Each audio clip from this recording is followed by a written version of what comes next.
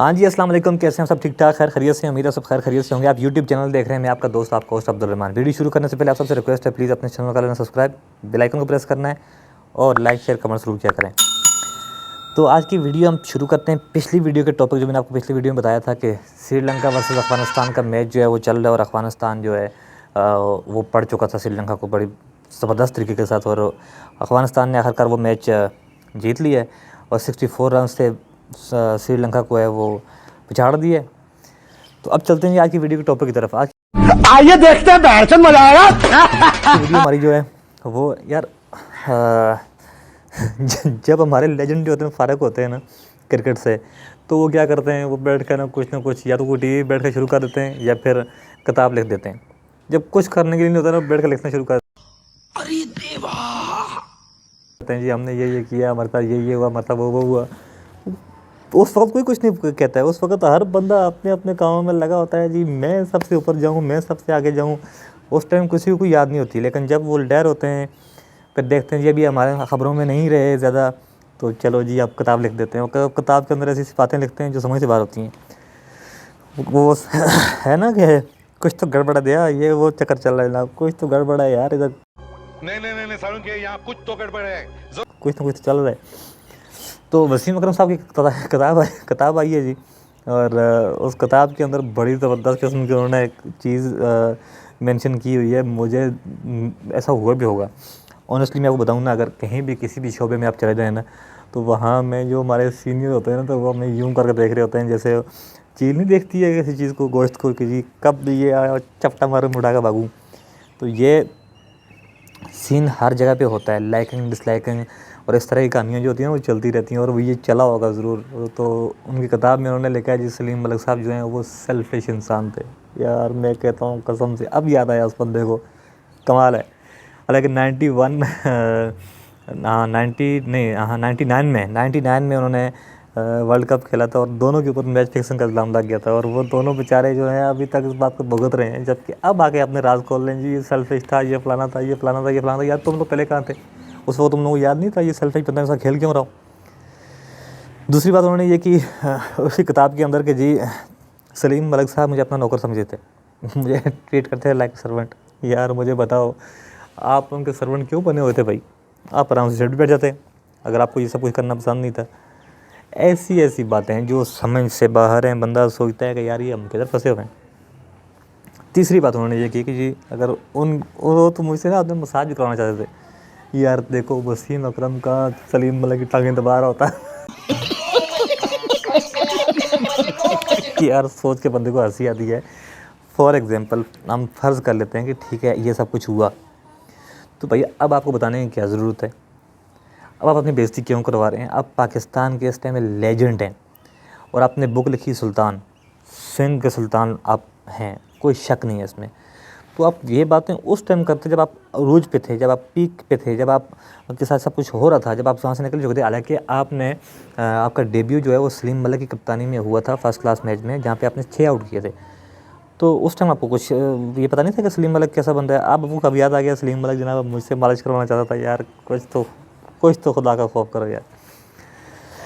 तो ये controversy, sorry गला ख़राब है, सर्दी आपको पता है आजकल ज़बरदस्त है। तो ये कंट्रोवर्सियाँ तो किताबों में चलती रहती हैं। जब जहाँ भी किसी ने किताब लिखी है तो किताब में कुछ ना कुछ तो लिख देते हैं ऐसा। जब शाहिद अफरीदी ने लिखी थी, उसमें भी उन्होंने एक लंबा चौड़ा एक दास्तान अपनी खोल के रख दी थी। रयाम खान ने किताब लिखी थी, वो एक अलग ही स्टोरी थी जनाब। अब ये दरअसल वसीम अकरम साहब आ गए, उन्होंने एक आउट स्विंगर मारा है।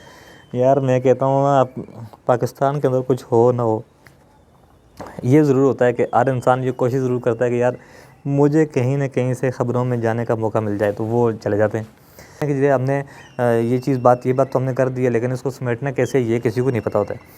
और उसके साथ साथ फिर अगर कोई भी बंदा किसी भी जगह पे बात करता है, या चाहे वसीम अकरम है या फिर सलीम मलिक है, जब भी वो आते हैं और टेलीविज़न के ऊपर जब भी वो आके बात करते हैं, कल उसमें सलीम मलिक साहब ने आके वो ये कहा है जी मुझे तो ये पता ही नहीं है, मैंने तो ये बात की ही नहीं है। या जब आपको पता नहीं है तो फिर आप उसको डिनाई करें, और जब डिनाई भी नहीं कर रहे हैं और आप ही कहते हैं जी मैं तो उनसे पहले फ़ोन करके पूछूंगा, ऐसा ना हो कि वसीम अकरम साहब नाराज़ हो जाएँ, मैं तो ये बात की नहीं है, तो नाराज़ होने वाली कौन सी बात है?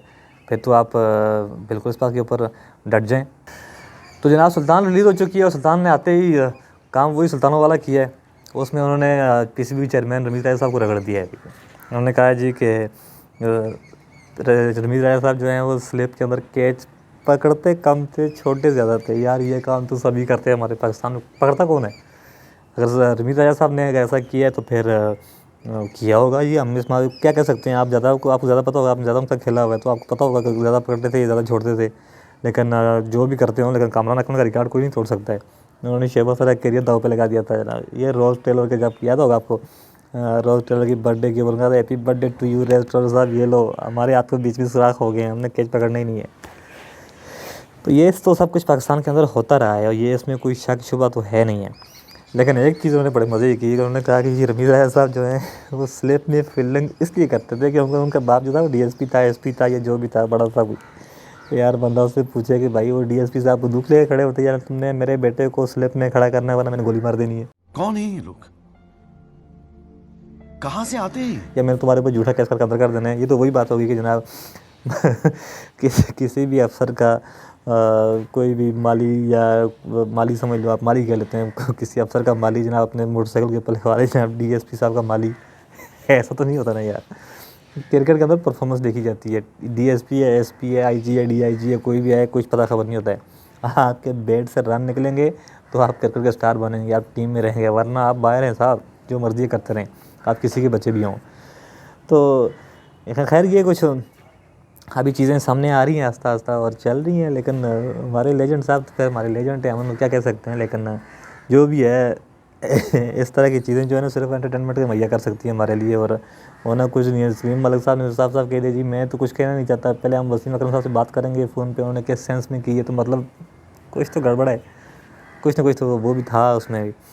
और ये ऐसा होता भी है, आपको पता है, मुझे ही पता है, क्योंकि जहाँ हम जाते हैं, जिस जगह भी जाएँ, किसी भी शो में चले जाएँ, वहाँ पे एक सीनियर होता है, एक जूनियर होता है, पहले एक सबसे ज़्यादा जूनियर होता है, जो सबसे ज़्यादा जूनियर होता है उसको सबसे ज़्यादा जूते पड़ जाते हैं, टाक टाक की आवाज़ें आ रही होती हैं।